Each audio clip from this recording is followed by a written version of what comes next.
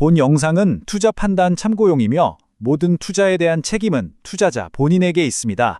특정 종목에 대한 매도 추천이 아님을 밝힙니다. 여러분, 요즘 어딜 가나 다들 HBM 노래를 부르죠. 저라고 뭐 다르겠습니까? 당연히 보고 있죠. 그런데 말입니다.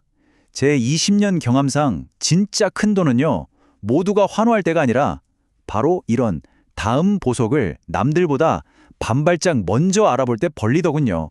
2020년 이후 AI 반도체 판도를 완전히 뒤흔들 수도 있는 이 기술, 오늘 딱 15분만 집중하시면 아마 몇 년 뒤에 그때 그 얘기가 이거였구나 하실지도 모릅니다.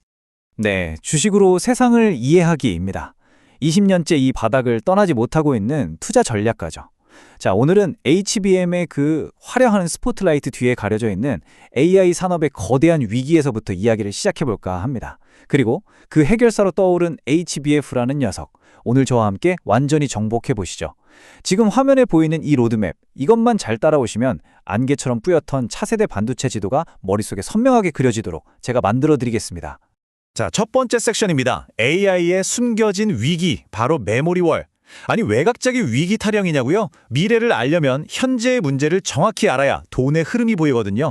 지금 AI가 왜 HBM만으로는 부족하다고 아우성인지 그 근본적인 위기부터 한번 짚어보겠습니다. 인공지능이 지금 마주한 이 벽의 이름은 바로 메모리월입니다. 말이 좀 어렵죠? 저도 처음 이 개념을 접했을 땐 또 무슨 기술 용어야 싶었는데요. 아주 쉽게 말해서 이겁니다. AI의 두뇌 역할을 하는 GPU는 하루가 다르게 똑똑해지는데 정작 이 두뇌에 데이터를 공급해주는 팔다리의 속도가 그걸 못 따라가는 거죠. 자, 화면에 보이는 이 차트를 한번 보시죠. 왼쪽에 하늘로 그냥 솟구치는 저 파란 막대가 GPU의 연산 능력 증가 속도고요. 그 옆에 있는 상대적으로 낮은 막대가 메모리 대역폭, 다시 말해 데이터가 오가는 길의 확장 속도입니다. 이 격차, 눈으로 봐도 어마어마하지 않습니까? 이게 바로 병목 현상입니다. 제 아무리 똑똑한 천재라도 책을 느리게 읽으면 실력 발휘를 못하는 것과 똑같은 이치라고 보시면 됩니다. 물론 현재의 왕인 HBM이 이 문제를 해결하기 위해 등장했죠. 데이터를 아파트처럼 수직으로 쭉쭉 쌓아서 길을 넓혔으니까요. 하지만 HBM도 명확한 한계에 부딪혔습니다. 첫째, 몸값이 너무 비싸요. 둘째, 무한정 높이 쌓을 수가 없다는 물리적인 한계를 있죠. 특히 챗GPT처럼 사용자와 실시간으로 대화하면서 답을 찾아내는 추론 단계에서는요, 대화의 맥락을 기억하고 방대한 데이터 속에서 답을 찾아야 하니 주고받을 정보가 정말 어마어마합니다. HBM만으로는 이 모든 데이터를 감당하기가 점점 벅차지기 시작한 겁니다. 바로 이 지점에서 시장의 판을 바꿀 게임 체인저가 등장합니다. 바로 HBF, 하이 밴드위스 플래시죠.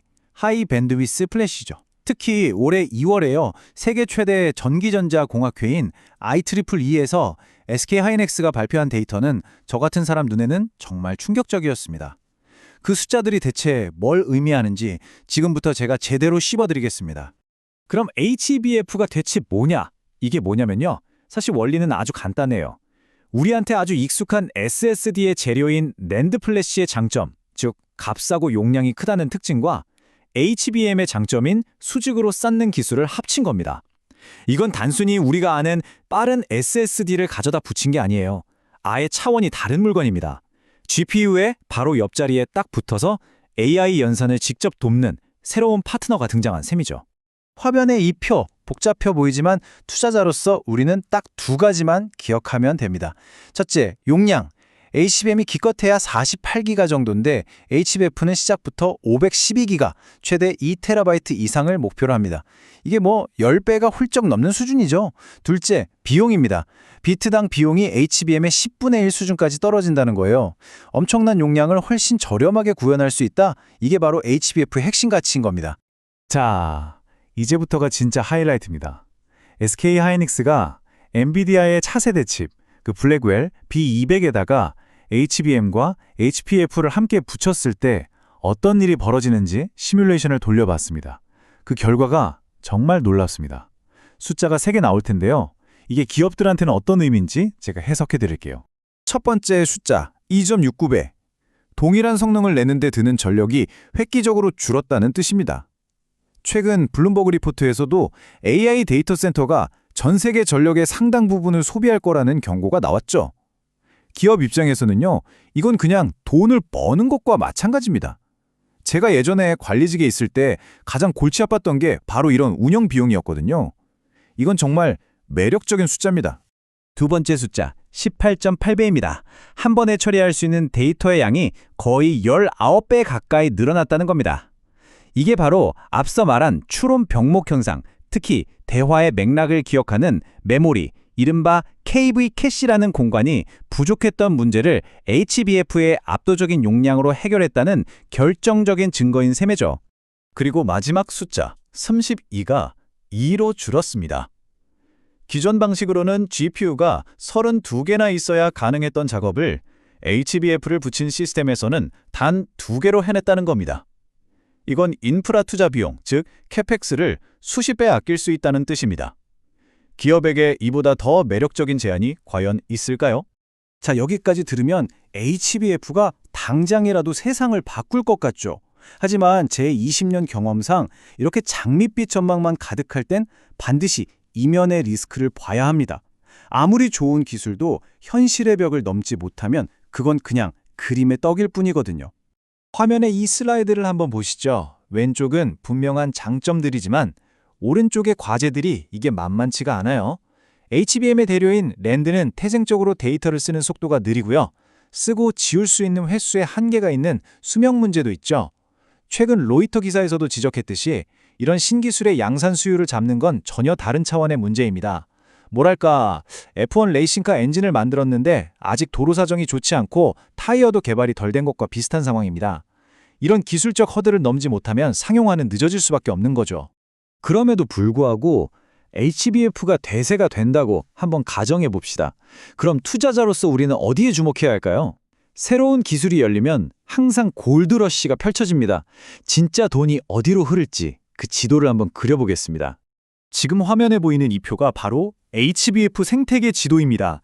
가장 위 메모리 제조 부분을 보시면 당연히 HBF 칩을 직접 만드는 SK하이닉스와 삼성전자가 있겠죠. 하지만 제 눈에는 그 아래 검사 테스트나 적층 본딩 같은 소부장 영역이 더 흥미롭습니다. HBF는 공정이 훨씬 복잡해지기 때문에 이걸 제대로 만들었는지 검사하는 네오셈 같은 기업이 필수적이죠. KB증권 같은 곳에서도 최근 소부장 리포트에서 이런 흐름을 주목하고 있더군요. 마치 금광 옆에서 청바지하고 곡괭이를 파는 사람이 더 큰 돈을 버는 것과 같은 이치입니다.